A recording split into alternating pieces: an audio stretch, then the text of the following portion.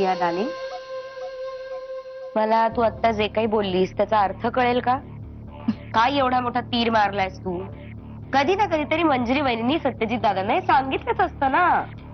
ओ ग माझं छोटं बाळ, ते सगळं चमच्यानी भरवावं लागतं ना तुला. खरं तर तुझ्या प्रश्नाचं उत्तर तुझ्या प्रश्नातच आहे. प्रिया, आता मला नीट सांगा काय चाललंय ते. म्हणजे मिस्टर होळकरांच्या जय तांबडे बाबा, पुढे बोल. हा तेच.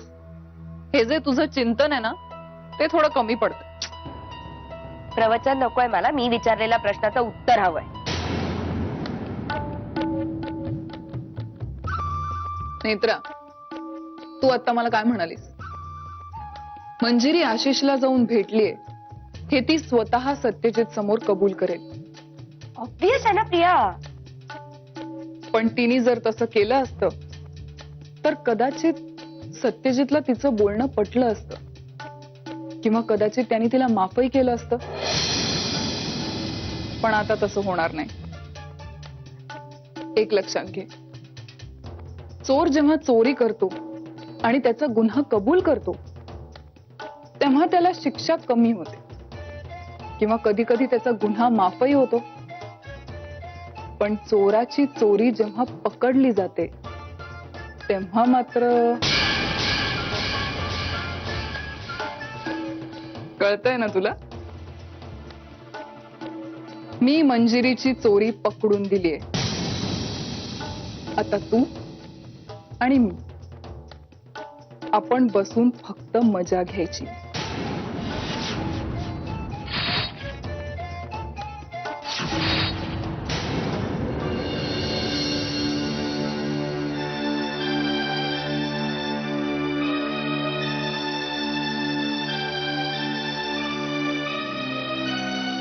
हे अजून घरी कसं नाही आले?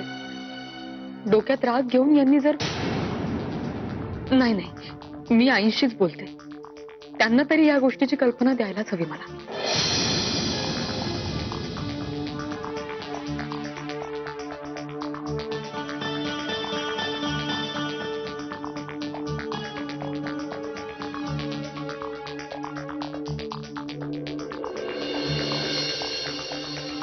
मंजिरी, तू इथं?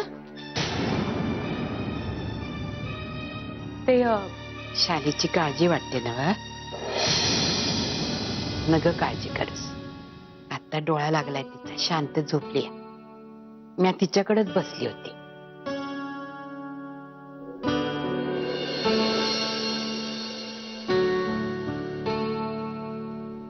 अगं काय झालं? काय बोलशील का नाही? जा जा, झोप जा. सत्या वाट बघत असेल तुझी. आजी, काय झालं सांगशील? नाही, काय नाही. जे आपल्याला जमत नाही ते करू नये माणसानं. तुला खोटं बोलता नाही येत. काय झालं?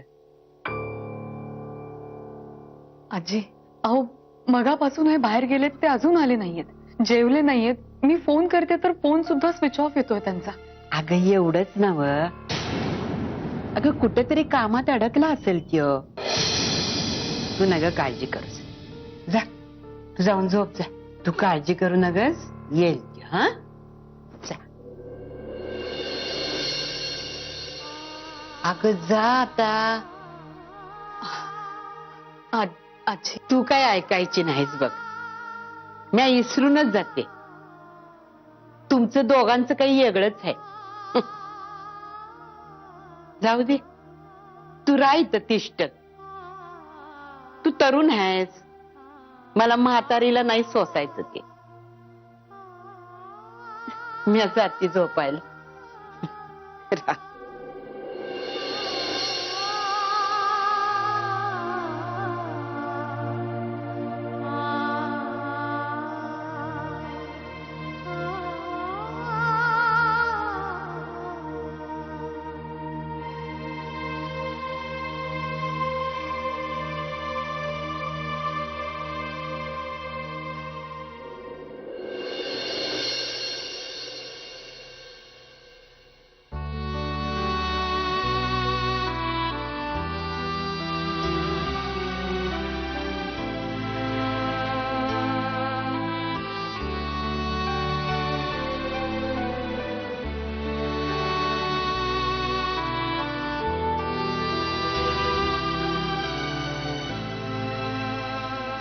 तू अजूनही त्या आशिषला भेटतेस, मुहूर्त शोधत होती सांगायला. पण ज्या दिवशी तो आशिष तुला देवळात नेला, त्या दिवशी तर मी इथेच होतो, तुझ्या समोर होतो. मग त्या दिवशी तुम्हाला का नाही सांगितलंस?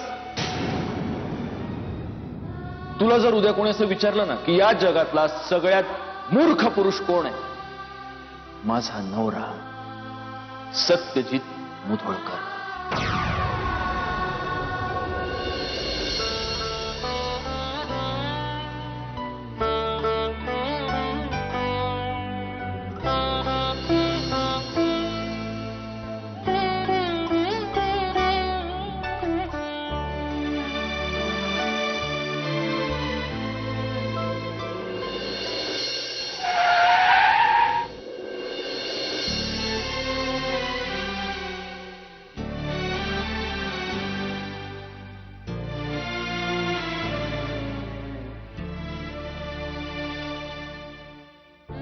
म्हणजे तुम्ही सॉरी, माझा चुकून डोळा लागला. झोपायची जागा आहे, बेडरूम नाही आपल्याला. सॉरी, माझा चुकून डोळा लागला. चल. अहो पण तुम्ही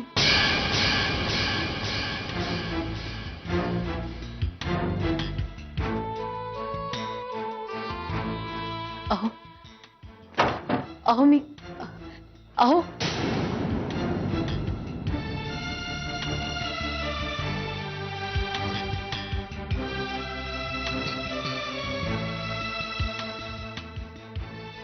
तू सत्यजितला आशिष बद्दल काही सांगितलं नाहीस ना?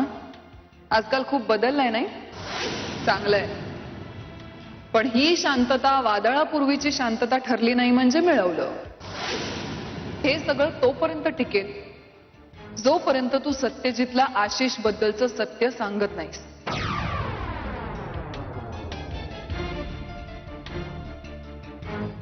तू अजून जागीच आहेस, झोप. अहो तुम्ही जेवलात ना? मी जेवलो की नाही ते महत्वाचं नाहीये, तू झोप. तुम्ही काहीतरी बोला ना माझ्याशी. मंजिरी, ही गप्पा मारत बसायची वेळ आहे का? घड्याळात वाजलेत बघ किती, पहाट होत आली. झोप आता. अहो पण झोप.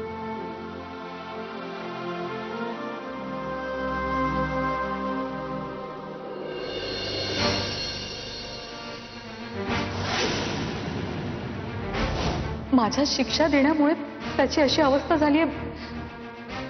तो त्याची ओळख सुद्धा विसरलाय.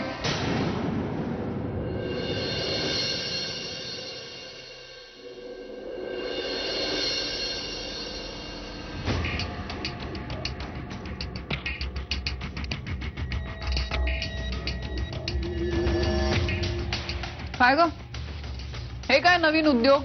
दुसऱ्यांच्या खोलीत वाकून बघायचे? प्रिया, काहीच घडत नाहीये. म्हणजे तुला नेमकं काय घडणं अपेक्षित आहे? काय घडणं अपेक्षित आहे म्हणजे काय? काल मला येऊन सांगितलंस ना की घरात एवढा मोठा ॲटम बॉम्ब लावलायस म्हणून.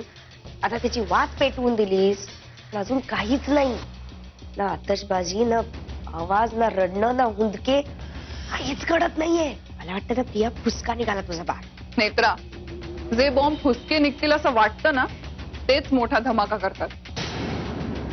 आणि माझ्यावर पूर्ण विश्वास आहे. थोडासा धीर धर, सब्र का फल मीठा होता है. तू तोपर्यंत हे खा. And apple a day keeps the doctor away. Netra, काय मंजिरीसाठी फळ आणली ना? आधारसारखी खातेस काय? ठेव. सॉरी बाई, उशीर झाला. पुढे ठेव. राहू दे. मंजिरी, तुझ्यासाठीच घेऊन येत होते. घे ना. नाही, नकोय मला. अगं काय झालं? तू टेन्शन मध्ये का दिसतेस? बहिणी, काय झालं? काही प्रॉब्लेम आहे का? काही मंजिरी, इकडे मला सांग, काय झालंय? प्रिया, अगं हे सकाळ. एक मिनिट, आपण आतमध्ये जाऊन बोलूया. चल चल चल माझ्या बरोबर.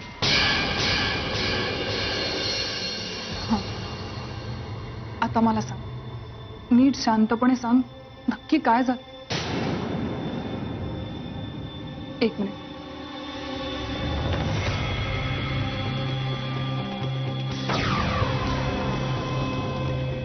मंजिरी ये बस इकडे. आता सविस्तरपणे सांग, नक्की काय झालं? तुमच्यात खूप वाद झाले का? त्यांनी तुला बोलून बोलून तुझा जीव नकोसा केला नाही ना? अगं नाही, ऍक्च्युली असं काही झालंच नाही. काही झालं नाही? हा हो, म्हणजे काल मी त्यांना सगळं सांगितलं आणि नंतर ते चिडून कुठेतरी निघून गेले. आणि मग रात्री पण खूप उशिरा आले. तेव्हाही शांतच होते, फार काही बोललेच नाहीत. आणि आज सकाळी सुद्धा मला काहीच न सांगता निघून गेले. कुठे गेले ते सुद्धा मला माहिती नाही. शी, हे सगळं ना माझ्यामुळे झालंय. मी मूर्खासारखा आशिषचा विषय काढला. पण मंजिरी खरं सांगते, मला ना माहितीही नव्हतं की सत्यजित घरी आलाय. मी नेमकं इथे आशिष बद्दल बोलायला आणि नेमका त्याच वेळी सत्यजित दारात उभा. मला ना आता माझ्यामुळे तुमच्यात पुन्हा वाद निर्माण व्हायला नकोय. माझाच दोष आहे, हा सगळ्यात माझ्यामुळेच झालं हे सगळं. Manjiri, I am so sorry. Priya please. अगं काय बोलतेस तू? या सगळ्यात तुझी काहीही चूक वगैरे नाही. उगीच स्वतःला दोष लावून घेऊ नको. खर तर मी यांना आधीच सांगायला हवं होतं. मी सांगणार सुद्धा होते, पण या सगळ्या गोष्टी अशा प्रकारे यांच्या समोर यायला नको होत्या, एवढंच. मग हेच तर माझं चुकलं ना मंजिरी. प्रिया, तुझी खरंच यात चूक वगैरे काही झालेली नाहीये. सगळं व्यवस्थित होणार आहे, बघ तू. आता पूर्ण विश्वास आहे परमेश्वरावर. आजपर्यंत एवढ्या मोठमोठ्या संकटातून त्यानं वाचवलंय मला. मग हे संकट सुद्धा तो नक्की दूर करेल. तुला खरंच असं वाटतंय? हो.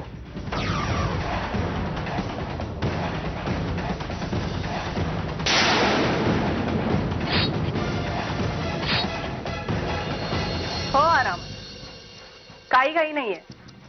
नक्कीच. ठेवू? बाय. मॅडम, माझे पैसे द्या.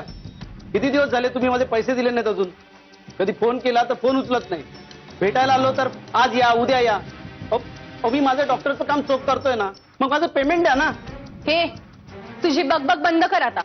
म्हणे मी माझं काम चोख करतो म्हणून. एकदा म्हंटल ना तुझे पैसे देईन म्हणून, चल निघ. देईन नाही, आत्ता द्या. तुम्ही देईपर्यंत वर्ष लोटून जातील. मला माझे पैसे आत्ताच्या आत्ता पाहिजेत. अरे माझ्याकडे पैसे नाहीयेत. आधीच मला माझ्या कामाचे पैसे मिळाले नाही तर तुला कुठून देऊ मी? ओ मॅडम, खोटा कशाला बोलताय? गाडी हा ऐशो आराम आकाशातून पडलाय काय? हे बघा, मला माझे पैसे द्या, नाहीतर तुम्ही दुसरा माणूस शोधा. दादानी सांगितलं म्हणून मी हे काम करतोय. उगाच मला धमक्या दे. शांत बसा ना जरा. काय चालवलेस तू हे? हा निशा, त्याचे पैसे त्याला देऊन टाक. अरे पण आशिष, माझ्याकडे निशा, तुला कळत कसं नाहीये का? हा जरा डोकं वापर ना. हे बघ, तू आपल्यासाठी काम करतोय ना, आणि तुझे पैसे तुला वेळेत मिळतायत ना, मग त्याचे पैसे का नाही वेळेत देतेस ग तू? तो जर कुठे बाहेर जाऊन ओकला ना, लाखाचे 12,000 करून बसशील. देऊन टाक त्याचे पैसे त्याला. माझ्याकडे पैसे नाहीये. नाहीये तसे बघतोस. आशिष, तुम्ही देते. ठीक.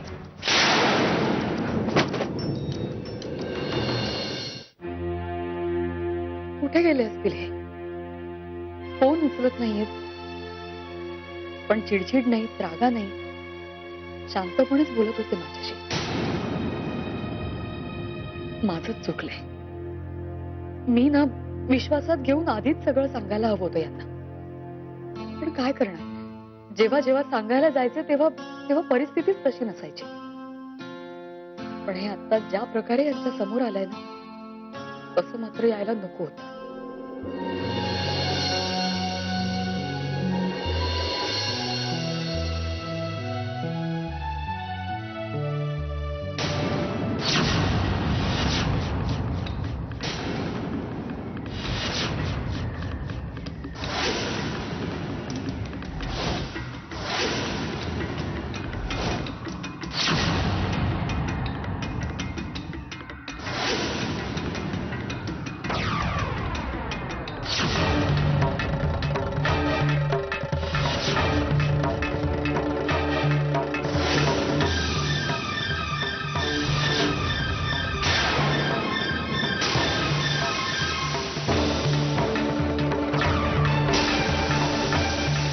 वचन देते तुम्हाला, तुमच्या विश्वासाला तडा जाईल असं मी काहीच नाही होऊ देणार. खोटं बोलली ही माझ्याशी. आई मी खरं सांगते, मी शपथ घेऊन सांगते, हवं तर मी असं काहीच नाही केलं. याचं नाव आशिष शिर्के. मंजिरी, तुला माहितीये, तू ज्या दिवशी मला हे पत्र लिहिलंस ना, त्या दिवसापासून मी रोज हे पत्र वाचतो. प्रिय आशिष, तुझ्या विना 2 क्षण सुद्धा 2 वर्षांसारखे वाटतात. मला माहित नाही तू काय जादू केलीस. तुझ्यावर विश्वास ठेवणं म्हणजे चोराच्या हातात तिजोरीच्या चाव्या देण्यासारखं आहे. तो मूर्खपणा मी केला आणि त्याची फळं भोगतोय मी आता. माझी मुलगी पुन्हा असं नाही करणार. प्लीज आता तिला तुम्ही माफ करा. तिचा संसार नका म्हणून. तू अजूनही त्या आशिषला भेटतेस. त्याचं झालं असं की मागे मी आणि नेत्रा आम्ही देवळात गेलो. तिथे मला आशिष दिसला आणि त्याची जी काही अवस्था होती ती बघून मला खरंच खूप वाईट वाटलं. माझ्या शिक्षा देण्यामुळे त्याची अशी अवस्था झाली आहे. तो त्याची ओळख सुद्धा विसरलाय.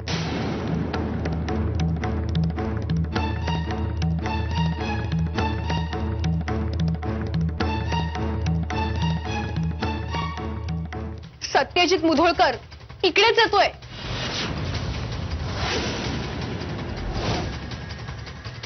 मध्येच सत्यजित कडबडला. आता मला आता कल्टी मारली पाहिजे. तू सगळं सांभाळून घे आता. हो पण मॅडम मी काय करणार. कामाचे पैसे घेतलेस ना, मग आता काम सुद्धा कर. कळला? निशा, तू कुठे चालीस? तू थांब ना इथे. अगं मी एकटं काय करू? आशिष, मला यामध्ये घेऊ नका. तुमचं तुम्ही बघा. निशा ऐक ना. निशा जा, तुम्ही बघा, जरा सांभाळून घ्या. जा ना, दार उघडा ना. मी बेडा मी बेडा मी बेडा.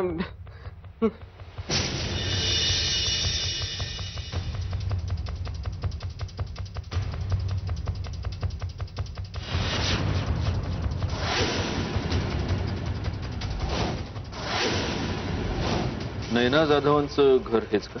हो. आपण माझं नाव सत्यजित मुधोळकर. मी नैना जाधवांना भेटायला आलो. सॉरी, त्या घरात नाही आहेत, बाहेर गेल्यात. मग आशिष? हो, आशिष आहे. मी ओळखतो आशिषला. मला तर रिसेंटली कळलं की तो जरा आजारी आहे, म्हणून मी बघायला आलो. मला भेटता येईल का त्याला? हो, या ना, या.